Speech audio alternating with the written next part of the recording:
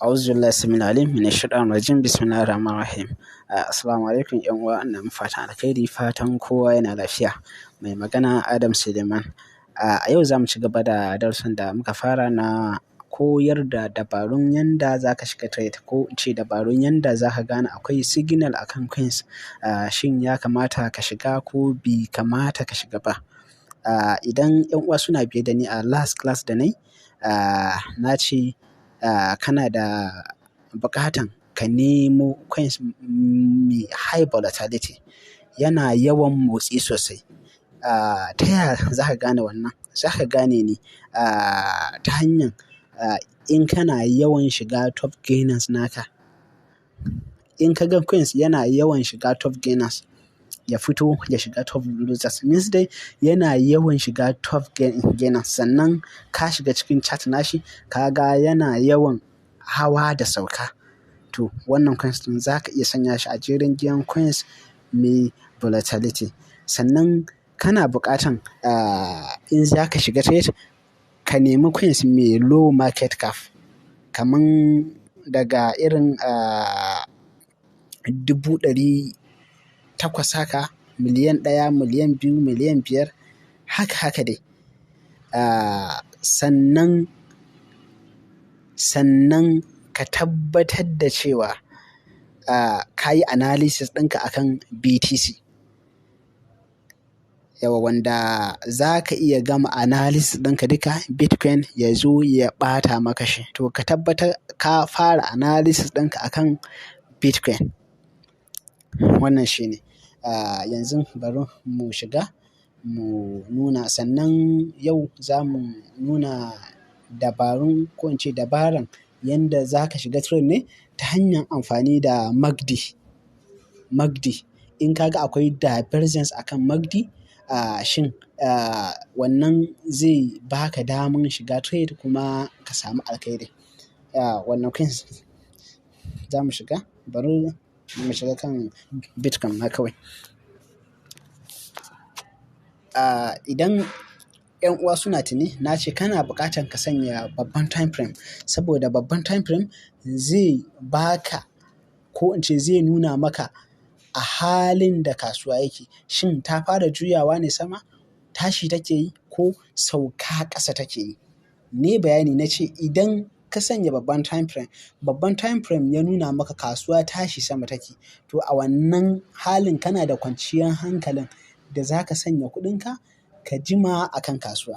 Sannan idan a babban time frame kasuwa ta nuna maka ƙasa take yi, to ko da kasuwa ta baka dama ka shiga, ba za ka sakankance ba saboda ta nuna maka ƙasa take yi. Wannan shine. Sannan ga nan na hau kan trading view ne. Wanda bai san ya ake kunna MACD ba, ga yanda zai yi. In mun lura nan ƙasa za mu ga waɗansu alamomi nan. To ga wata alaman plus nan, ita za ka taɓa. Ga indicator, shi za ka taɓa. Ga wurin searching sai ka rubuta MACD. Ga su nan sun fito, sai ka zaɓi wanda kake so. Bari mu ɗauki wannan. Yawwa, mun kunna shi. Wannan shine MACD. Daga nan za ka sauka time frame ɗin da kake son ka nemo signal a kansa. Sannan gwargwadon girman time frame ɗinka, gwargwadon ƙarfin signal ɗinka. Wanda nan wurin in mun lura wannan saukan na BTC na ƙarshe, akwai divergence a wurin. Bari na juya mana screen nan, ko kuma bari na bar shi haka tunda zai. In mun lura wannan saukan ga MACD ɗin ta nan, sannan wannan saukan ita ma ga MACD ɗin ta nan. In mun lura za mu ga wannan saukan farashi shine a sama, amma ga MACD ya nuna ba ha'inci. Nan kuma ga shi wannan saukan ita ce a ƙasa, amma kuma MACD ya noƙe. Wannan shine divergence. Farashi a ƙasa, Magdi ya noke, nan kuma gashi Magdi ya nuna ba ha'inci. Bari in share. In mun lura za mu ga ai wannan sauka ɗin ita ce a ƙasa, gata ita ce a ƙasa. Sannan ku kalli Magdi akwai divergence. Wannan wata alama ce mai ƙarfi wanda ke nuna kasuwa zai iya juyawa. A wanne hali ne za ka ce kasuwan ba zai juya ba? Sai bayan da ya sauka ya tsaya yana correction. Dama ko dai juyawa ne ko kuma tsayawa correction. Wannan kenan, bari mu ƙara gaba. Sannan kusan duk inda ka ga divergence a kan Magdi, wannan bayanin da nake muku yanzu, wanda yana da matuƙan tasiri sosai a kan kasuwa. Nan in mun lura za mu ga daga nan zuwa nan kasuwan ya sauko. Sannan idan za mu lissafa ta ne da wave analysis, za mu ga ta sauko ne da 1, 2, 3, 4, 5.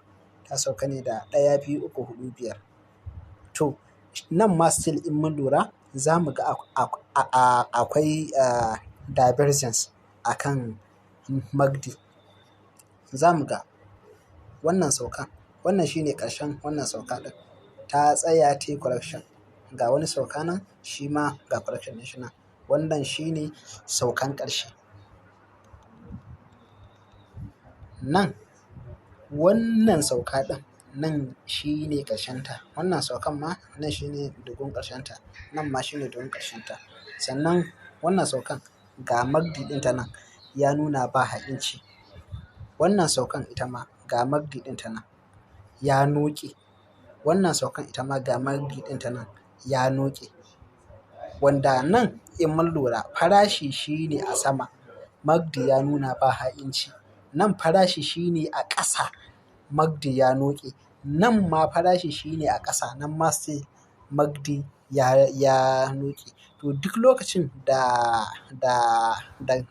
kaga akwai divergence a kan Magdi, to a wannan halin kasuwa zai iya juyawa. A wanne hali ne za mu ce ba zai juya ba? Sai in ta tsaya a inda take. Nan dai gashi kuna gani a bayyane Magdi ya nuna ba ha'inci. Wannan saukan ma gashi Magdi ya noƙe. Kun ga ko a nan akwai divergence. Farashi shine a sama, Magdi ya nuna ba ha'inci. Nan kuma farashi shine a ƙasa da wannan sauka ɗin. Gashi Magdi ya noƙe. Nan gashi saukan ita ce a ƙasa. Maimakon a ce wannan Magdin ya ma fi wannan ɗayan girma sai ya noƙe. To a wannan halin kana ganin wannan in sha Allahu kasuwa zai iya juyawa. A wanne hali ne za ka ce kasuwa ba za ta juya ba? Sai dai in ta tsaya tana correction. To kuma gashi ta tsaya ta yi correction nan kuma ta ƙara sauka. Nan ma kuma still akwai divergence. To kun ga kasuwa ya juya sama tunda bai tsaya correction ba. Sannan kuma ta hanyar amfani da wave analysis, duk lokacin da ka sami 1, 2, 3, 4, 5, to a wannan halin kasuwa juyawa kawai zai yi. Ko kuma ka samu wani correction wanda ya fi guda biyu na baya duka girma. Wanda wannan wani sirri ne wanda duka za mu koyar da shi a cikin class ɗinmu da za mu buɗe na advance in sha Allah. Fatan ana fahimtar 'yan bayanan nawa. Wannan shine. Wannan sannan in mun lura za mu ga jiya Bitcoin ya yi wani motsi wanda kasuwan ya motsa. Jiya ina ganin akwai divergence a kan Magdi na fita daga kasuwa ɗin. Shi ma still in mun lura in za mu yi amfani da wave analysis, wannan tashi ɗin shi ma ya tashi da 1, 2, 3, 4, 5 ne. To tayya na gane cewa kasuwan dawowa baya zai yi farko nan wurin. Candlestick sun tsaya ƙanana suna jeruwa, sannan kuma often ɗina ya gama cika. Sannan akwai divergence akan MACD. Bari in share. Kun gani wannan tashi ɗin ga MACD ɗinsa nan ya fara nunawa. Wannan uptrend ɗin shi ma ga MACD ɗinsa nan ya nuna shi ma ba ha'inci. Amma tashin ƙarshe da kasuwa yayi MACD ɗin ya nuke. Wannan shine divergence. A wannan hali ɗin ko dai kasuwa ya dawo baya ko kuma a samu wani correction wanda ya fi guda biyun nan girma kafin kasuwan ya ci gaba da tashi. Wannan shine ya fitar da ni daga kasuwa jiya. Wannan kenan. Sannan kai ma za ka yi amfani da wannan salon wurin fita kasuwa. To wannan dai shine ɗan abin da zan sanar da mu a class ɗinmu na yau. Sannan zan yi amfani da wannan damar na ɗan yi mana ɗan bayani akan Bitcoin kaɗan, akan halin da kasuwan yake ciki. Duka dai muna wannan area ɗin ne a gurguje. Na yi bidiyoyi da yawa wanda yake son kallon shi ya hau kan Telegram ɗinsa ya yi searching na zaure na Adam Crypto TV. Sunan zaure na zai bayyana sai ya join. Zai ga bidiyoyin da nayi baki ɗaya da analysis baki ɗaya akan Bitcoin. Yake cewa wannan shine uptrend ɗinmu na ƙarshe. Nan muna da wave na A, nan B, muna neman C kafin kasuwan ya ci gaba da tashi. Sai dai a last bidiyo na nake cewa B a ƙa'idanta idan ba ta tashi da ƙarfi. Wannan kuma tashin in mun lura za mu ga ya tashi da ƙarfi. Wannan kuma saukan in mun lura za mu ga ta sauka a hankali. To za mu iya mu ce wannan yanki ne na B ga asalin B ɗin nan. Nake cewa muna neman tashi kwatankwacin wannan a nan wurin. Sai dai ban yi cikakken bayani ba sosai saboda lokaci. Wanda B ita kaɗai tana zana mana pattern na ɗaya daga cikin pattern na correction guda huɗu da suka fi maimaituwa a kasuwa.